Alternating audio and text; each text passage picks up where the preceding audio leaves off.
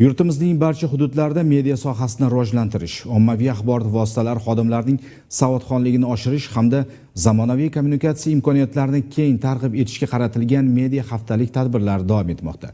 Jurnalistlar uchun yangi tajribalar va muloqot maydoniga aylangan ushbu loyiha Namangan viloyatida ham yuqori saviyada o'tkazildi. Haftalik yakunlari bo'yicha muxbirimiz batafsil so'z yuritadi.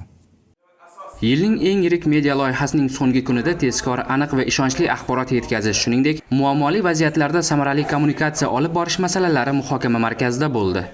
Yangi bir kontentlar tayyorlash, umuman bugungi aholiga qisqa, lo'nda va kerakli media kontentlarni yaratib berish, mavzuni qaymog'ini boshida ixchamgina, soddagina qilib berish, shunga o'xshagan ko'p narsalar kirib keldi.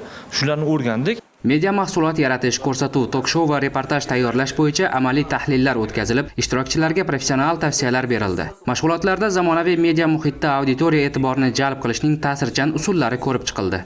Media haftalik menga bitta muhim haqiqatni eslatdiki, axborotni tezligi emas, uning aniqligi, ishonchligi, auditoriyaga ta'siri birinchi o'rinda turishi kerak ekan. Zamonaviy tendensiyalar, axborot xavfsizligi, jamoatchilik bilan samarali kommunikatsiya o'rnatish hamda siyosiy huquqiy mavzularni professional yoritish bo'yicha muhim bilim va tajribalarga ega bo'ldik.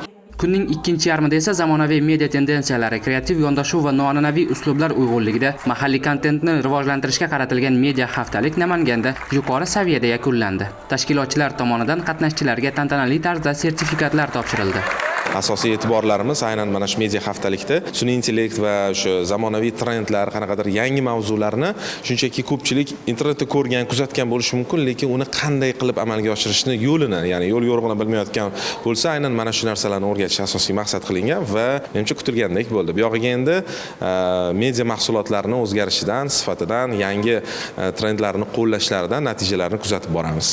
O'quv amaliy jarayonlarida 100 ga yaqin ommaviy axborot vositalari vakillari, davlat idoralari, axborot xizmati rahbarlari, ijtimoiy tarmoq faollari ishtirok etdilar va malakalarini yanada oshirdilar. Loyiha doirasida 500 dan ziyod yoshlarning zamonaviy media, raqamli kommunikatsiya va media mahsulot yaratish bo'yicha bilim ko'nikmalari mustahkamlandi. Kontent tayyorlash markazi va hamkor tashkilotlar bu kabi media haftaliklar har yili tashkil etilishini ma'lum qildilar. Bu harakatlar esa mamlakatimiz media sohasida o'ziga xos iz qoldirsa ajab emas.